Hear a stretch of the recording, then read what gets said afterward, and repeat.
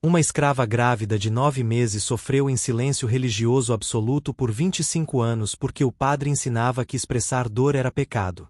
Quando entrou em trabalho de parto, ela trabalhou 5 horas servindo o altar sem pedir ajuda. Mas quando finalmente gritou durante o nascimento, algo absolutamente inexplicável aconteceu. A casa inteira começou a tremer em sincronia perfeita com as contrações dela, como se o próprio edifício estivesse dando à luz junto. Quando o bebê nasceu, o tremor parou instantaneamente. O que aconteceu depois abalou a casa inteira e transformou até a teologia da fazenda. Essa história real do Brasil imperial é impressionante sobre o poder e o peso do silenciamento religioso. Me conta aqui nos comentários. De que cidade você está assistindo? E se você quer mais histórias brasileiras impactantes e profundas, se inscreve no canal agora e ativa o sininho das notificações. Vem com a gente! O interior de Minas Gerais sufocava sob o calor opressivo de março de 1877, o ar seco e pesado transformando cada respiração em esforço consciente enquanto fazendas de café se estendiam através de colinas ondulantes que alimentavam a economia regional há décadas. A Fazenda Bela Vista era uma das propriedades mais ricas e prestigiadas da região, produzindo café de qualidade excepcional que era exportado para a Europa através do porto do Rio de Janeiro. Era propriedade do barão Ricardo de Souza e Almeida, homem de 64 anos cuja família acumulara fortuna considerável através de 3 gerações de exploração sistemática da terra e dos 380 escravizados que a trabalhavam sob condições que eram brutais mesmo para padrões extremamente cruéis da época. O barão Ricardo cultivava meticulosamente imagem de senhor benevolente e paternal, homem que se orgulhava de tratar escravizados como família estendida, que oferecia festas modestas em dias santos, que ocasionalmente distribuía roupas velhas como presentes, e que falava eloquentemente sobre responsabilidades cristãs de senhor para com dependentes. Era homem que assistia à missa regularmente, que contribuía para obras de caridade locais, e que via sistema escravista não como crueldade mas como ordem natural e providencial onde senhores guiavam paternalmente aqueles que considerava incapazes de autogoverno.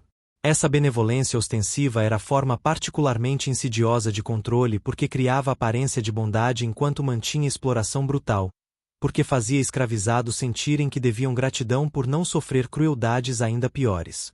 Elemento central de sistema paternalista do barão era a expectativa absoluta de que escravizados demonstrassem lealdade e gratidão através de silêncio sobre qualquer sofrimento, através de aparência de contentamento mesmo em circunstâncias impossíveis, através de nunca reclamar ou expressar descontentamento que poderia sugerir que benevolência paternal era inadequada.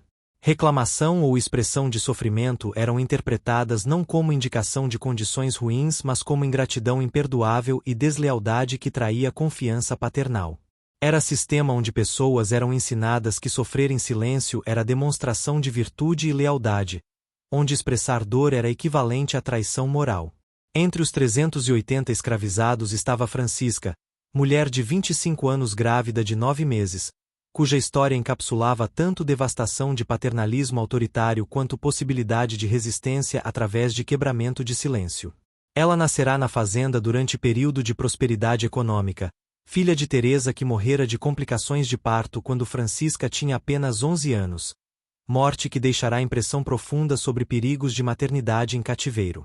Francisca crescerá trabalhando primeiro ajudando nas cozinhas onde aprenderá a preparação de alimentos complexos, depois como mucama servindo diretamente baronesa Adelaide, esposa do barão.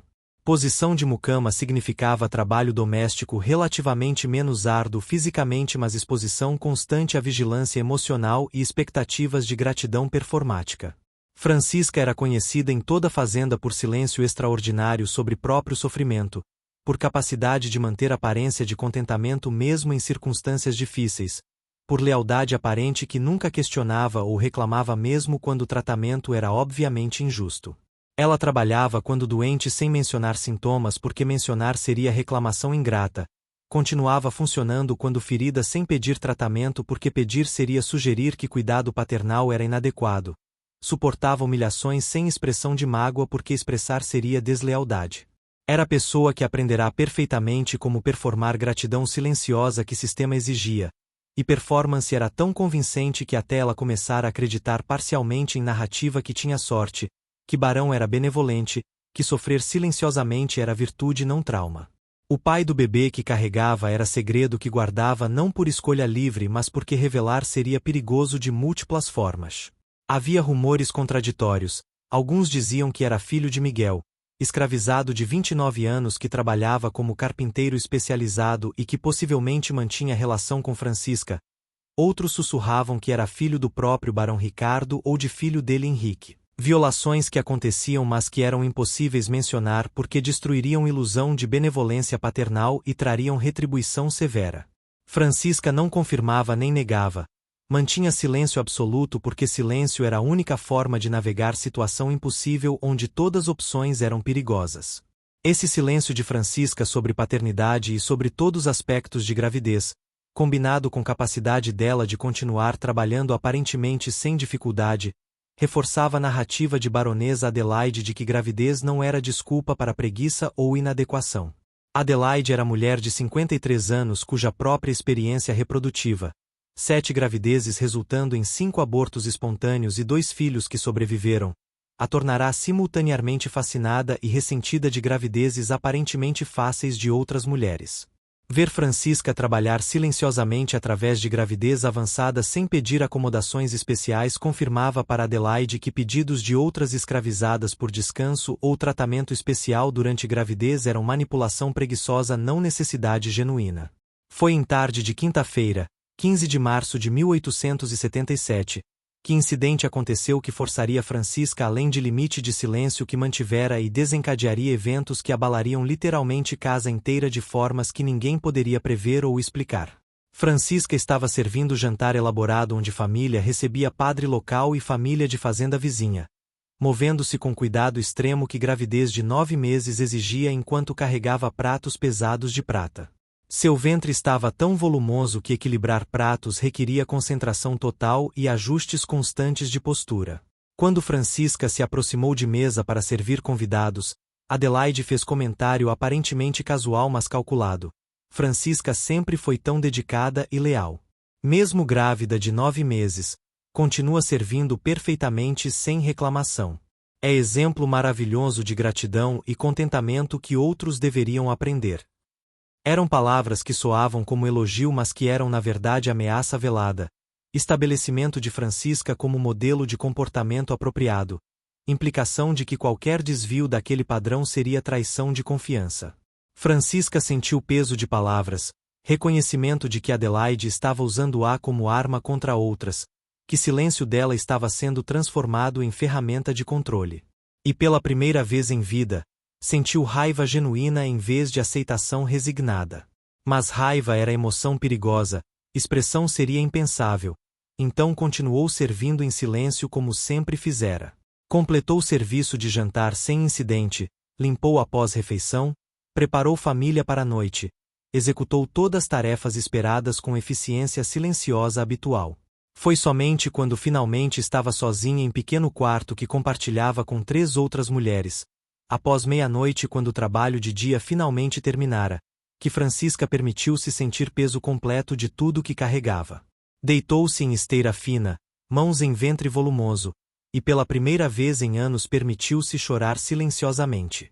Não lágrimas de autocomiseração mas lágrimas de reconhecimento, reconhecimento de que vida inteira fora construída sobre silêncio sobre sofrimento, sobre performance de gratidão que não sentia genuinamente, sobre lealdade a sistema que a explorava brutalmente enquanto chamava exploração de benevolência. E conforme chorava silenciosamente, sentiu primeira contração real, não Braxton Hicks mas tensão uterina que sinalizava início de trabalho de parto. Era momento de escolha crucial. Podia acordar outras mulheres, pedir ajuda, ir para a enfermaria. Ou podia continuar padrão de vida inteira de sofrer em silêncio, de não incomodar outros com necessidades próprias, de manter a aparência de que tudo estava perfeitamente bem.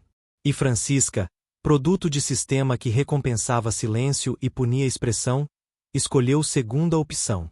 Continuou deitada em silêncio, aguentando contrações conforme vinham, esperando que trabalho de parto progredisse silenciosamente através da noite sem disturbar ninguém.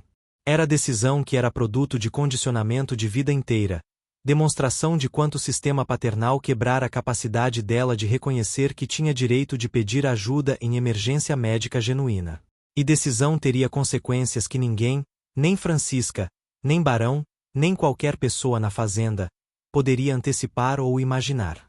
Francisca passou noite inteira em trabalho de parto silencioso, aguentando contrações que vinham progressivamente mais frequentes e intensas sem fazer som que pudesse acordar outras mulheres dormindo a metros de distância. Cada contração requeria esforço consciente imenso para não gritar ou gemer, para manter respiração controlada e silenciosa, para não mover-se de formas que pudessem chamar atenção. Era trabalho de suprimir expressão que era tão árduo quanto o trabalho de parto em si, esforço duplo de parir bebê enquanto simultaneamente escondendo o processo completamente. Conforme horas passavam, contrações intensificaram até ponto onde silêncio absoluto tornava-se quase impossível de manter. Francisca mordia lábio com força para não gritar, apertava a esteira com mãos até dedos ficarem entorpecidos, prendia a respiração durante picos de contração. Sangue escorria de lábio mordido, corpo tremia de esforço combinado de trabalho de parto e supressão de expressão. Consciência começava a ficar nebulosa de dor e exaustão. Mas ainda mantinha silêncio, ainda não acordava ninguém, ainda sofria sozinha e caladamente como aprenderá a fazer através de vida inteira. Foi somente ao amanhecer, quando primeira luz fraca começava a entrar através de frestas em parede, que uma das companheiras de quarto, Joana, mulher de 35 anos que servirá como figura quase maternal, acordou e viu o estado de Francisca. Meu Deus! Joana sussurrou com horror. Você está em trabalho de parto. Por quanto tempo? Por que não acordou ninguém? Francisca tentou responder, mas contração particularmente forte cortou palavras, fazendo-a curvar-se e finalmente deixar escapar gemido baixo que vinha de necessidade física mais forte que capacidade de suprimir. A noite toda, Francisca conseguiu sussurrar entre contrações. Desde meia-noite. Não quis incomodar. Não quis reclamar. Pensei que podia aguentar, silenciosamente, até manhã.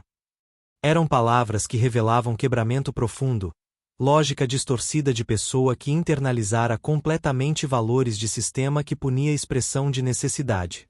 Joana sentiu raiva e tristeza misturadas, raiva por sistema que quebrara Francisca tão completamente, tristeza por reconhecimento de própria cumplicidade em manter silêncio sobre sofrimento de outras.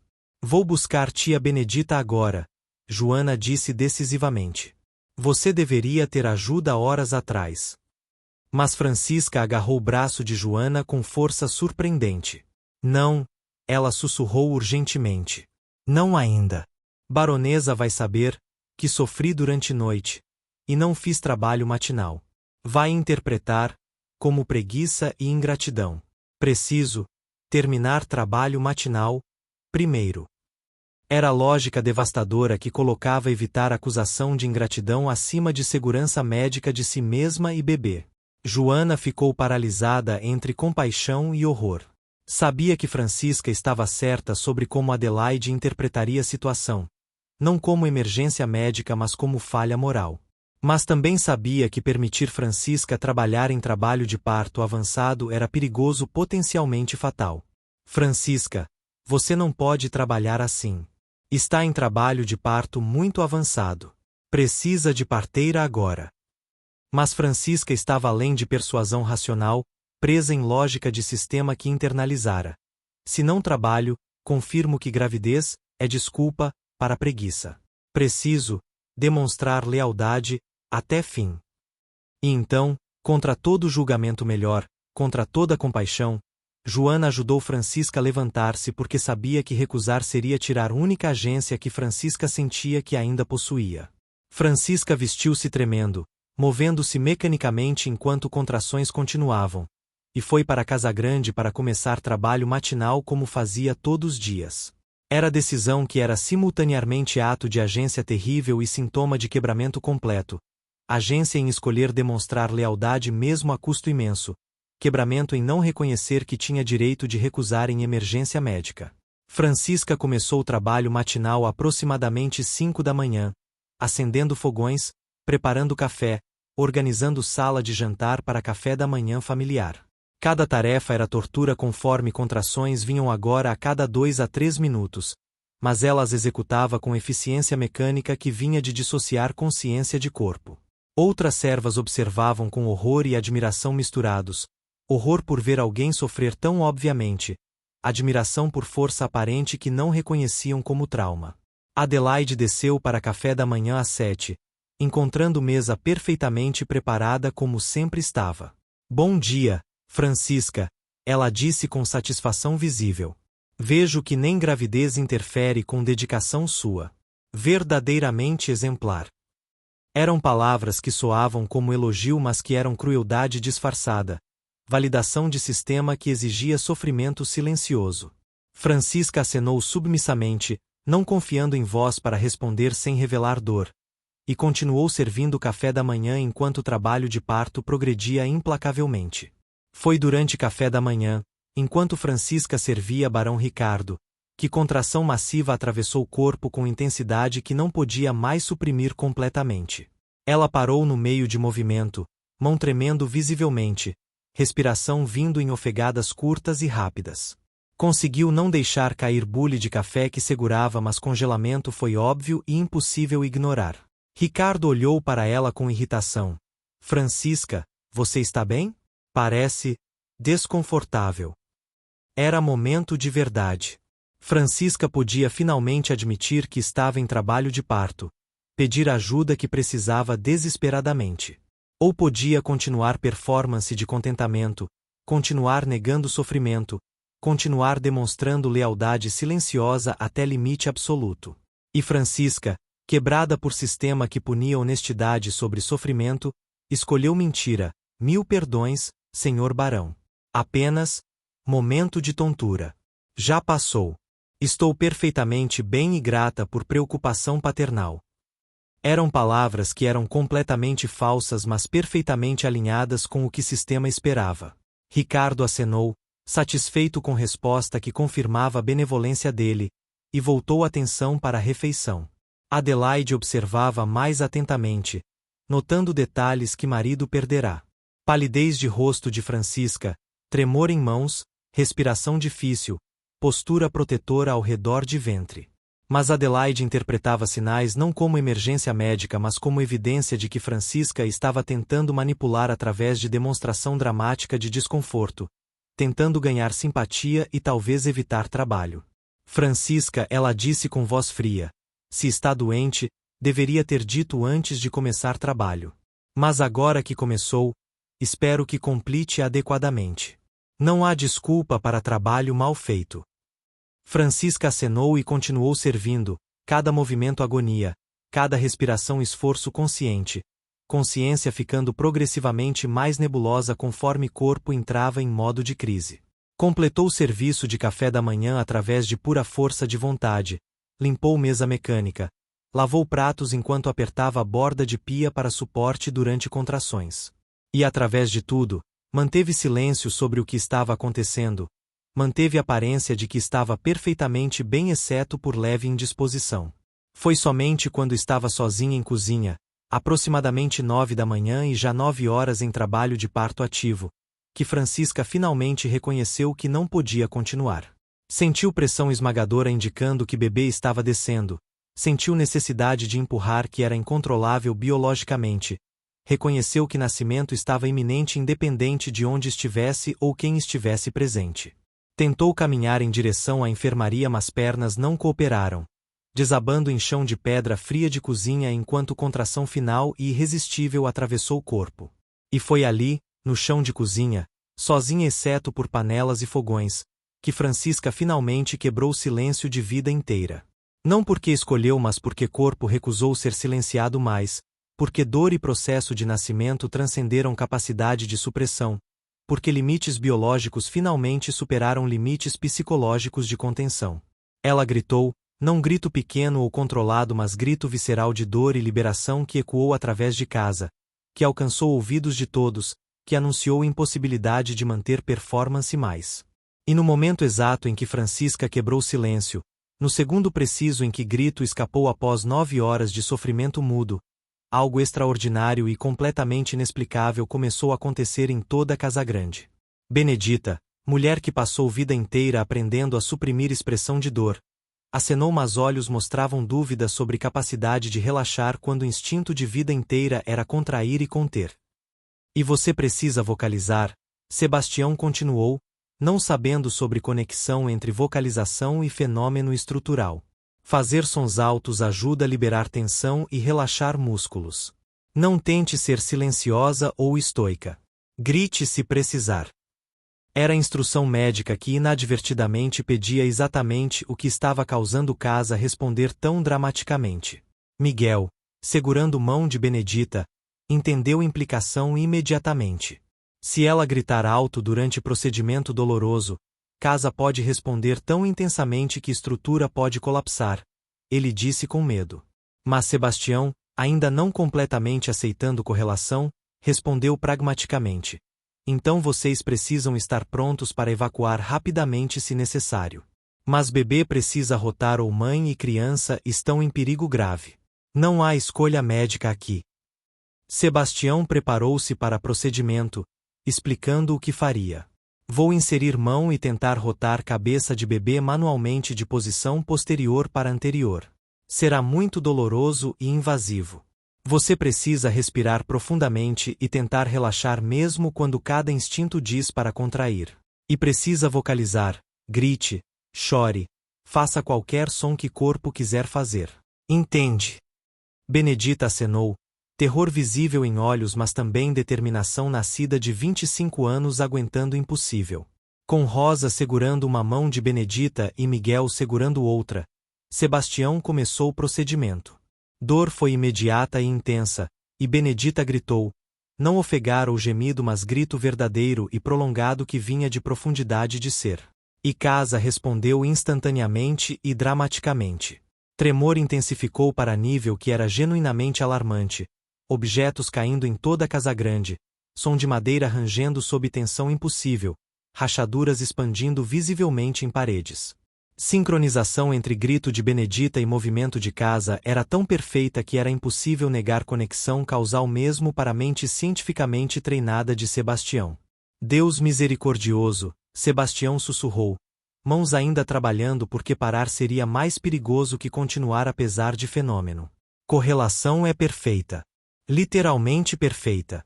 Vocalização dela está causando ou pelo menos perfeitamente correlacionando com vibração estrutural. Era a admissão científica de fenômeno que ciência não tinha meios de explicar. Ele continuou trabalhando, tentando rotar bebê enquanto Benedita gritava continuamente e Casa pulsava e tremia em resposta. Procedimento levou 5 minutos eternos durante quais parecia que Casa poderia colapsar a qualquer momento. Vigas rangiam audivelmente, paredes balançavam visivelmente, fundações pareciam mover sob chão. Mas Sebastião conseguiu finalmente rotar bebê para a posição anterior, sentindo cabeça girar sob dedos em momento de alívio profissional imenso.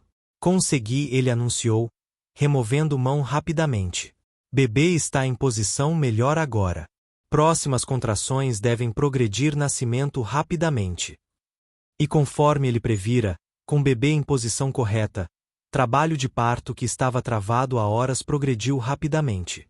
Benedita teve contrações fortes e frequentes, e com cada contração gritou conforme Rosa e Sebastião instruíram, liberando sons que aprenderá a suprimir por vida inteira. E com cada grito, Casa respondia, pulsando, tremendo, respirando em sincronia. Era como se edifício estava participando no nascimento, como se estrutura estava expressando o que Benedita fora forçada a suprimir por tanto tempo, como se Casa estava literalmente dando à luz junto com ela. Padre Domingos, testemunhando tudo, teve crise de fé teológica profunda. Teologia que pregara por décadas enfatizava que sofrimento aceito silenciosamente era a união com Cristo crucificado, que submissão calada era a virtude máxima feminina, que expressão de dor era a fraqueza carnal a ser superada através de disciplina espiritual. Mas confrontado por manifestação física impossível que sugeria que silenciamento tinha peso tão real que estruturas físicas respondiam quando quebrado, toda a construção teológica começou a desmoronar. Eu ensinei errado, ele sussurrou. Palavras que custaram enormemente para homem que sempre fora absolutamente certo de própria autoridade espiritual. Ensinei que silêncio era caminho para Deus quando era caminho para quebramento. Ensinei que suprimir dor era virtude quando era violência contra a self.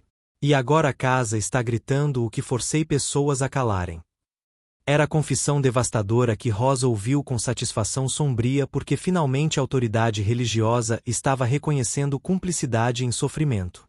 Foi ao crepúsculo, aproximadamente 8 horas após início de trabalho de parto e 6 horas após Benedita começar a sofrer calada enquanto trabalhava, que bebê finalmente nasceu. Não foi nascimento fácil, final foi intenso e doloroso. Mas foi nascimento que aconteceu porque Benedita aprendeu suficientemente a vocalizar, a gritar, a expressar o que sempre suprimira.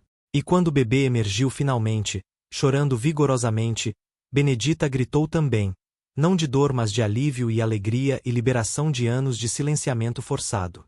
E no momento exato em que bebê chorou e Benedita gritou juntas em harmonia de nascimento, casa respondeu com manifestação final e dramática.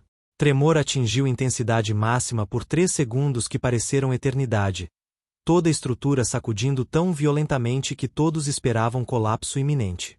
Mas então, abruptamente, vibração cessou completamente. Não diminuiu gradualmente mas parou instantaneamente, deixando o silêncio que era quase desorientador após horas de movimento e som constantes. Casa estava completamente imóvel e silenciosa pela primeira vez desde que Benedita quebrara silêncio horas antes. Era como se nascimento completará processo, como se bebê vindo ao mundo liberar a tensão final que estava mantendo estrutura em estado de vibração contínua. Todos esperaram respirando superficialmente, esperando o tremor retornar, mas não voltou. Casa estava calma, tranquila, estabelecida de formas que não estivera há horas. Acabou, Rosa disse com admiração reverente. Casa liberou junto com ela. Nascimento completou liberação que começou quando ela gritou pela primeira vez. Sebastião, verificando sinais vitais de mãe e bebê mecanicamente porque precisava fazer algo familiar e racional após testemunhar impossível, acenou lentamente. Bebê é menina. Pequena mas saudável. Mãe está exausta mas estável. Ambas sobreviveram o que não deveria ter sido sobrevivível. Miguel pegou o bebê quando Rosa a limpou e entregou, olhando para rosto minúsculo com amor profundo misturado com admiração pelo que acabará de testemunhar. Ela nasceu quando Casa finalmente parou de tremer. Ele disse. Nasceu quando liberação completou. É significativo. Benedita, ouvindo através de exaustão, estendeu mãos fracamente para bebê. Deixa eu segurá-la. Deixa eu ver filha, que nasceu, quando parei sofrer, em silêncio. Rosa colocou o bebê em braços de Benedita com gentileza que vinha de décadas de experiência com o momento sagrado de primeiro contato entre mãe e criança. E Benedita olhou para a filha com expressão que era amor mas também reconhecimento profundo de que esta criança representava quebramento de padrão, fim de silenciamento, início de possibilidade de vida vivida com voz em vez de submissão muda. Dr. Sebastião Fonseca chegou 60 minutos depois, tendo galopado urgentemente de vila quando o mensageiro trouxe notícia não apenas de trabalho de parto complicado mas de fenômeno impossível de Casa respondendo fisicamente.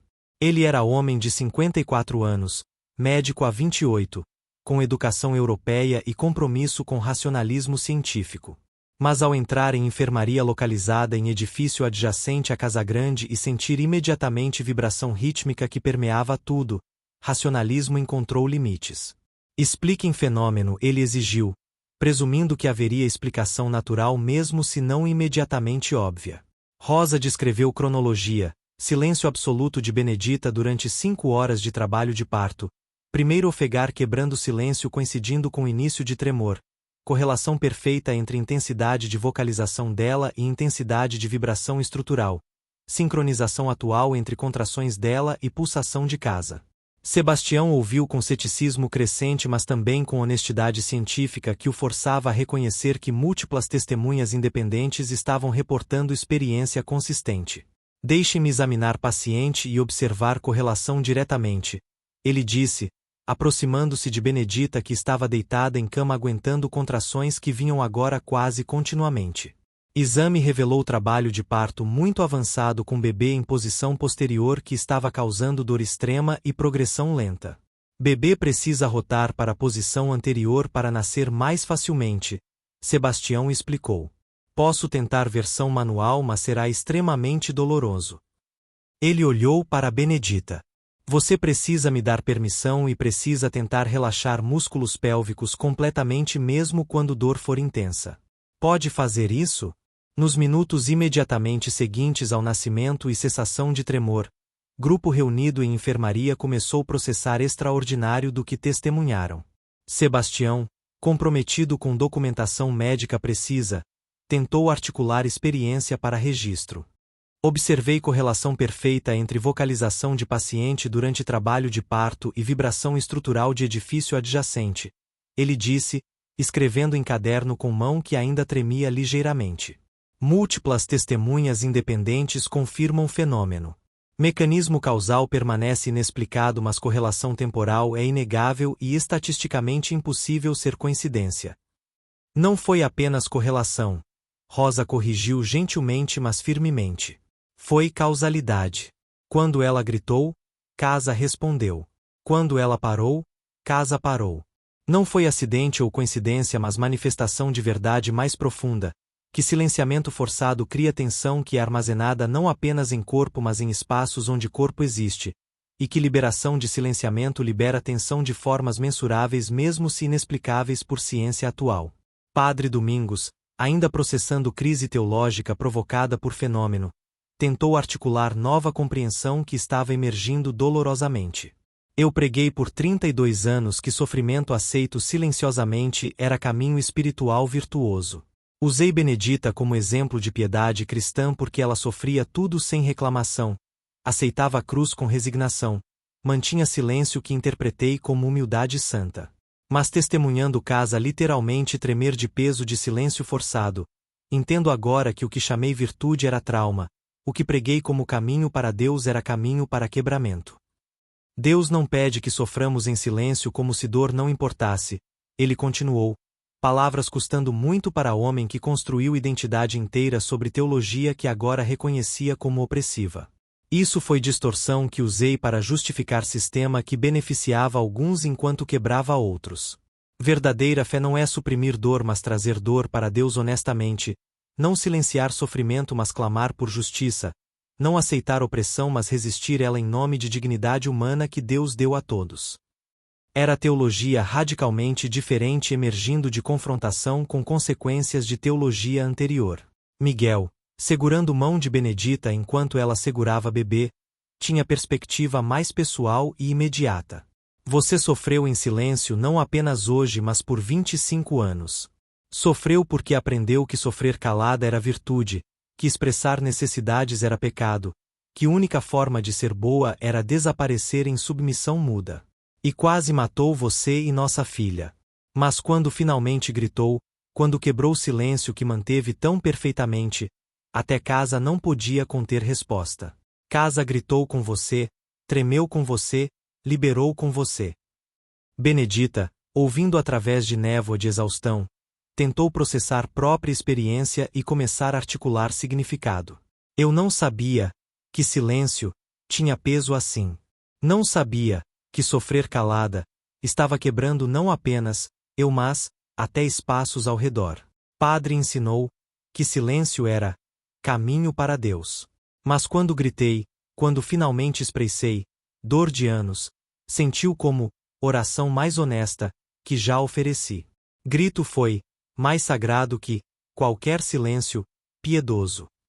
Eram palavras que reformulavam experiência religiosa radicalmente, sugerindo que expressão honesta de dor era a forma de oração mais autêntica que a aceitação silenciosa que religião oficial exigia, que vocalização de sofrimento era ato espiritual que conectava com o divino de formas que submissão muda nunca fizera. Era teologia nascida de corpo e experiência em vez de doutrina imposta de cima, teologia que honrava a realidade vivida em vez de ideais abstratos. Notícia do que acontecerá espalhou-se através da fazenda Bom Retiro com velocidade extraordinária. Trabalhadores que sentiram Casa tremer durante horas, que testemunharam vibração e sincronização impossível, que experimentaram cessação abrupta coincidindo com o nascimento. Todos agora ouviam explicação que conectava fenômeno com o silenciamento de Benedita. Ela sofreu em silêncio por 25 anos. História circulou. Aprendeu que expressar dor era pecado, que única virtude era submissão muda. Trabalhou 5 horas em trabalho de parto sem dizer palavra porque padre ensinou que sofrimento aceito caladamente era caminho para Deus. Mas quando finalmente gritou, quando liberação forçada aconteceu, casa inteira respondeu, tremendo, sacudindo, respirando em sincronia com ela. E quando o bebê nasceu e liberação completou, tremor cessou instantaneamente. Casa estava carregando o peso de silenciamento junto com ela. História carregava significado que transcendia caso individual, tornou-se metáfora de como o silenciamento forçado afeta não apenas indivíduos mas estruturas inteiras, como opressão cria tensões que são mantidas em sistemas e espaços, como liberação de uma pessoa pode abalar fundações literalmente. E pessoas começaram a fazer conexões com próprias experiências de ter que sofrer caladas, próprios silenciamentos forçados, próprios pesos que carregavam sem expressar. Comendador Augusto veio à enfermaria no dia seguinte, autoridade patriarcal perturbada por relatos de fenômeno que desafiava a ordem racional que prezava. Doutor Sebastião, ele exigiu, explique cientificamente e definitivamente o que aconteceu aqui. Não tolerarei superstição ou exagero substituindo fatos. Sebastião respondeu com honestidade profissional mesmo sabendo que resposta não satisfaria. Não posso explicar cientificamente porque fenômeno excede ciência que conheço. Mas posso testemunhar que aconteceu, que múltiplas testemunhas independentes observaram mesma coisa, que correlação era perfeita demais para ser coincidência. Casa vibrou em resposta direta à vocalização de Benedita durante trabalho de parto. Mecanismo não posso especificar mas fato é inegável. Augusto tentou racionalizar. Certamente havia causa natural, atividade sísmica, problemas estruturais coincidentes. Mas Sebastião cortou. Não havia atividade sísmica regional. Problemas estruturais não explicam sincronização perfeita com contrações e vocalizações. E cessação instantânea quando o bebê nasceu desafia explicação estrutural. Se forçado a interpretar, sugiro que Casa estava respondendo à liberação de tensão que acumulou através de anos de sofrimento silenciado dentro de suas paredes. Benedita não foi primeira pessoa forçada a sofrer calada nesta casa. Talvez estrutura absorveu e armazenou tensão de gerações, e liberação de Benedita foi catalisador que liberou tudo. Era a interpretação que acusava implicitamente não apenas Augusto mas sistema inteiro e história de opressão que Casa testemunhara através de décadas. Augusto sentiu desconforto profundo mas não podia simplesmente descartar porque evidência. Casa que tremera por horas em sincronia perfeita com trabalho de parto, era testemunhada por muitos demais para negar. Benedita e bebê receberão cuidado adequado, ele disse, mudando o assunto. E Benedita terá 2 semanas de recuperação antes de retornar a trabalho. Mas Rosa interviu com ousadia nascida de posição como parteira mais velha e respeitada. Benedita precisa mais que 2 semanas de recuperação física. Precisa anos de recuperação de vida inteira de silenciamento forçado que quase matou ela e bebê. Precisa aprender que tem direito de expressar necessidades, que voz dela importa, que sofrer calada não é virtude mas violência contra a self. Não pode fazer isso trabalhando sob sistema que ensinou o silenciamento primeiro lugar. Eram palavras revolucionárias de escravizada para senhor, mas Augusto não podia responder com punição habitual porque contexto. Nascimento miraculoso acompanhado por fenômeno impossível que todo mundo testemunhara, tornava a resposta normal inadequada. Ele saiu sem responder, desconfortável com o mundo onde escravizadas falavam verdades que senhores não queriam ouvir e onde casas tremiam em protesto contra a opressão. Benedita nomeou bebê Aurora, porque nasceu quando escuridão de silenciamento quebrou, porque nascimento dela trouxe luz de possibilidade de vida com voz, porque ela representa amanhecer de futuro diferente. Era nome que carregava esperança e compromisso, reconhecimento de que bebê representava quebramento de padrão geracional. Nos dias e semanas seguintes ao nascimento extraordinário, transformações começaram em múltiplos níveis que ninguém antecipara completamente. Benedita iniciou o processo longo e difícil de aprender como existir com voz depois de 25 anos de silenciamento religioso.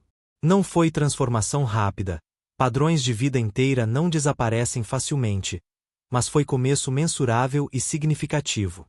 Você precisa aprender que expressar necessidades não é pecado, Rosa disse repetidamente durante visitas de recuperação. Precisa desaprender teologia que ensinou que sofrimento silencioso era virtude. Precisa reaprender que Deus deu voz para usar, não para suprimir.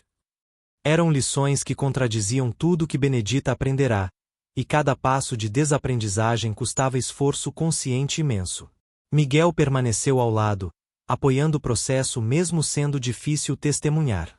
Você tenta expressar necessidade e depois se desculpa como se necessidade fosse pecado, ele observou. Você fala e depois fica esperando punição como se fala fosse transgressão. Vai levar tempo para reaprender que voz é direito não privilégio. E Benedita acenou, reconhecendo verdade dolorosa de observação. Aurora crescia saudável e vocal, bebê que chorava quando tinha necessidades, que fazia sons quando confortável, que expressava livremente sem contenção religiosa. Era contraste marcante com silêncio que caracterizara a mãe, e contraste era fonte constante de reflexão. Ela tem voz que eu aprendi suprimir, Benedita dizia. Quero que mantenha essa liberdade, que nunca aprenda que silêncio é virtude quando é violência. Padre Domingos passou por transformação teológica profunda que afetou pregação e prática pastoral. Eu ensinei por décadas que sofrimento aceito silenciosamente era caminho espiritual, ele disse em sermão semanas após nascimento. Mas testemunhei casa literalmente tremer sob peso de silenciamento forçado, e entendo agora que teologia que preguei era opressiva. Deus não quer que soframos mudos mas que clamemos honestamente. Jesus gritou na cruz, por que me abandonaste? Não sofreu em silêncio piedoso. Precisamos reaprender que lamento é oração, que grito é adoração, que expressar dor é ato de fé mais profundo que suprimir dor. Era pregação radicalmente diferente que perturbou congregação acostumada a mensagens sobre submissão e resignação. Alguns resistiram, argumentando que padre estava abandonando verdade tradicional. Mas outros, particularmente mulheres que viveram vidas inteiras de silenciamento forçado, sentiram liberação em ouvir a autoridade religiosa validar expressão em vez de punir ela. Comendador Augusto resistiu mais porque transformações ameaçavam fundações de sistema que beneficiava a ele. Mas confrontado por evidência de que silenciamento forçado quase matara Benedita e bebê, e por fenômeno impossível que todos testemunharam, começou a fazer reformas modestas. Permitiu que escravizados expressassem certas necessidades básicas sem punição automática, estabeleceu sistema onde reclamações razoáveis podiam ser vocalizadas através de canais controlados, reconheceu relutantemente que trabalhadores completamente silenciados eram menos produtivos que aqueles que podiam comunicar necessidades. Eram reformas mínimas que não mudaram estrutura fundamental de sistema mas que representaram reconhecimento implícito de que silenciamento absoluto tinha custos que até senhor pragmático não podia ignorar completamente. E reformas criaram espaços pequenos onde vozes começaram a emergir cautelosamente. Em 1880, quando o movimento abolicionista intensificava nacionalmente, Joaquim Nabuco visitou Fazenda Bom Retiro após ouvir sobre nascimento extraordinário acompanhado por fenômeno impossível. Sua história é importante, ele disse a Benedita. Demonstra que escravidão não é apenas violência física mas violência espiritual e psicológica de silenciamento forçado. Posso documentar experiência e usar em trabalho abolicionista? Benedita hesitou. Publicidade era aterrorizante para alguém que passou vida tentando ser invisível. Mas Miguel encorajou. Sua história pode ajudar pessoas a entenderem que silenciamento religioso é forma de violência, que liberação é necessária e possível. E Benedita concordou, permitindo Nabuco escrever artigo detalhado. Artigo resultante, Tremores de Libertação. Teologia de Opressão e Manifestações de Resistência, foi publicado em jornal abolicionista e causou impacto significativo. Contava a história de Benedita com detalhes que enfatizavam como doutrina religiosa foi usada para justificar silenciamento, como o silenciamento quase matou mãe e bebê, como liberação forçada através de grito provocou manifestação física impossível, e como o fenômeno sugeria que opressão cria tensões que afetam não apenas indivíduos mas estruturas inteiras. Resposta foi substancial. Outras pessoas começaram a testemunhar sobre silenciamento religioso que experimentaram, sobre teologias que ensinavam que sofrimento aceito caladamente era virtude, sobre peso de ter que performar piedade através de supressão de voz.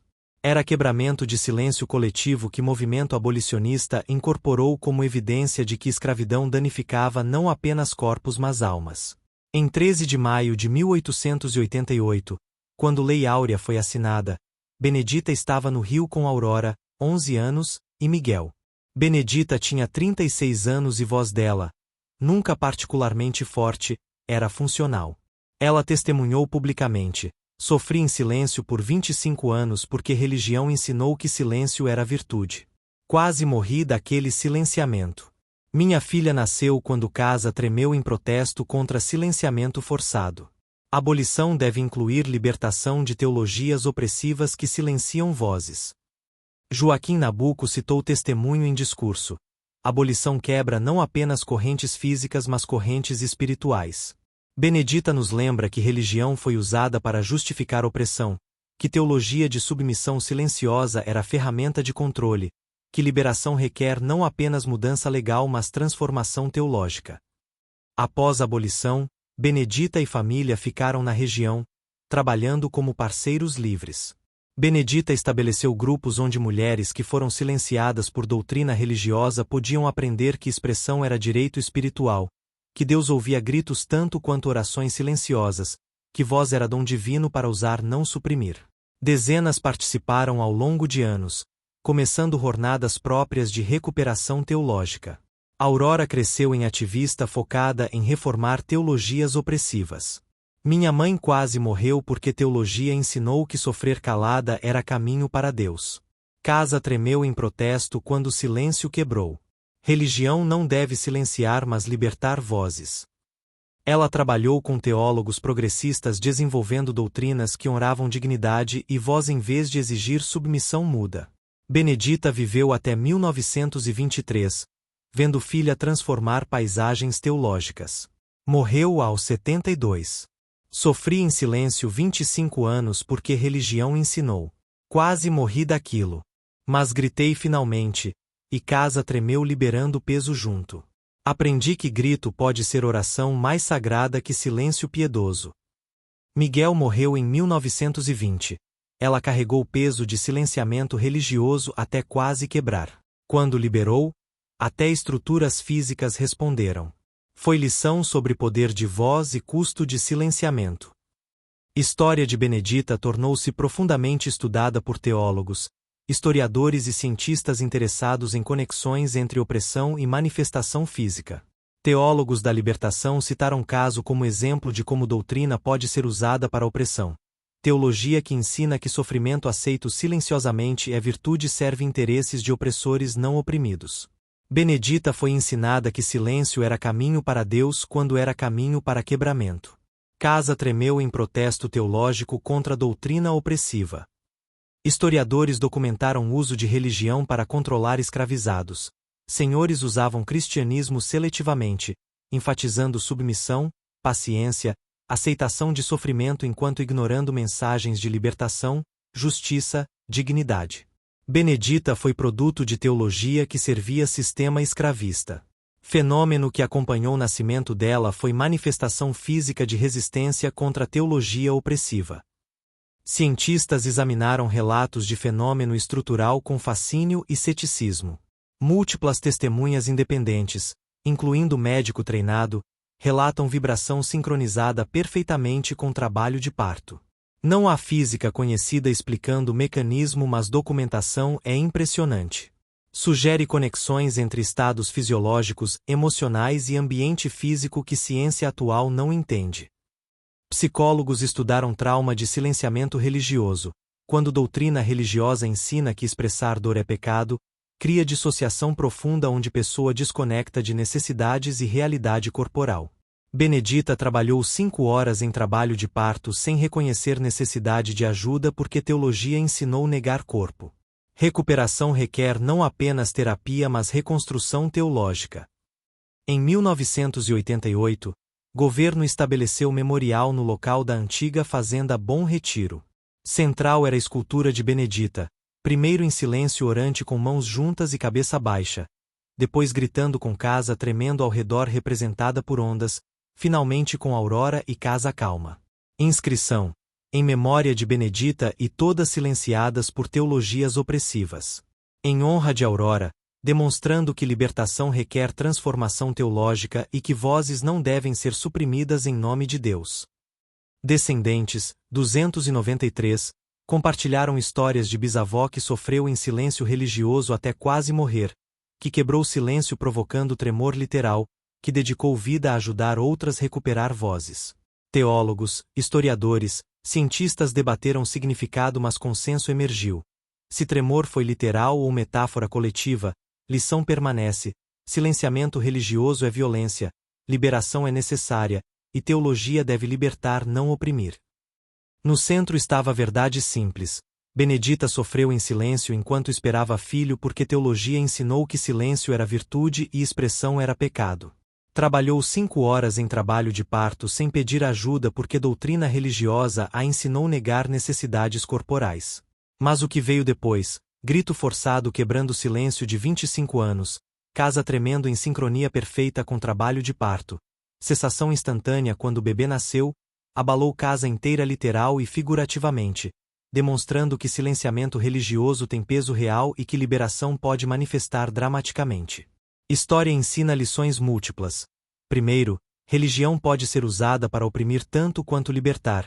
Teologia que ensina submissão silenciosa serve opressores não oprimidos. Segundo, silenciamento religioso tem custos imensos, psicológicos, espirituais, físicos, potencialmente até manifestando em formas que ciência não entende. Terceiro, liberação requer não apenas mudança externa mas transformação teológica interna. Desaprender doutrinas opressivas, reaprender que voz é dom divino. Quarto, manifestações de resistência podem ser dramáticas quando a opressão foi extrema. Casa tremendo foi protesto físico contra a teologia opressiva. Quinto, recuperação de silenciamento religioso é possível mas lenta. Requer reconstruir compreensão de Deus, self e expressão. Sexto, filhos de pessoas silenciadas devem entender história para valorizar liberdade teológica. Sétimo, teologia libertadora honra vozes e corpos não suprime eles. Perguntas permanecem urgentes. Quantos ainda sofrem em silêncio porque teologia ensina que expressão é pecado? Como criamos teologias que libertam vozes em vez de silenciar? Como reconhecemos que doutrinas de submissão silenciosa servem opressores? Como apoiamos recuperação teológica de pessoas quebradas por religião opressiva? História oferece testemunho. Silenciamento religioso quebra pessoas profundamente. Peso é real e pode manifestar dramaticamente. Liberação é possível e necessária. E teologia deve servir dignidade humana, não sistema opressivo. Se tremor foi literal ou metáfora, lição permanece. Religião usada para silenciar vozes é blasfêmia contra Deus que deu vozes. Sofrimento aceito caladamente não é virtude mas violência. Grito honesto é oração mais sagrada que silêncio forçado. E sociedade onde teologia liberta em vez de oprimir é mais justa e mais santa. Mensagem final. Questione teologias que exigem silêncio. Reconheça que Deus ouve gritos tanto quanto orações silenciosas. Crie espaços onde expressão é virtude espiritual. Apoie pessoas recuperando de silenciamento religioso. E trabalhe por teologia que honra a dignidade e voz como dons divinos. Benedita demonstrou que mesmo após 25 anos de silenciamento religioso, liberação é possível. Que peso de doutrina opressiva pode manifestar fisicamente quando quebrado? Que grito pode ser mais sagrado que silêncio piedoso? E que futuro onde religião liberta em vez de oprimir vale lutar? Silenciamento religioso é blasfêmia. Liberação teológica é sagrada. Voz é dom divino. Casa tremeu em protesto. E mundo onde teologia honra vozes é mundo mais próximo de Deus. Essa herança, não que sofreu calada, mas que gritou finalmente, abalando fundações de teologia opressiva e demonstrando que libertação é possível, necessária e sagrada.